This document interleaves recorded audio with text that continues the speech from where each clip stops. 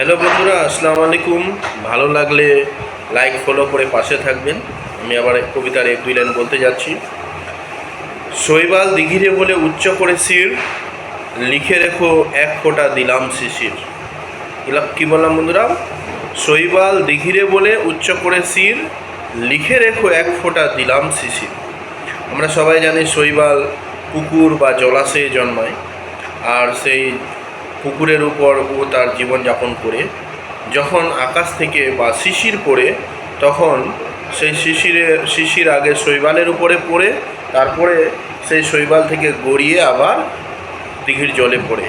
তখন সেই শিশিরটা বলে দিঘির জলটাকে বা দিঘিটাকে যে তুমি লিখে রেখো, আমি তোমাকে এক ফোঁটা জল দিলাম বা শিশির দিলাম।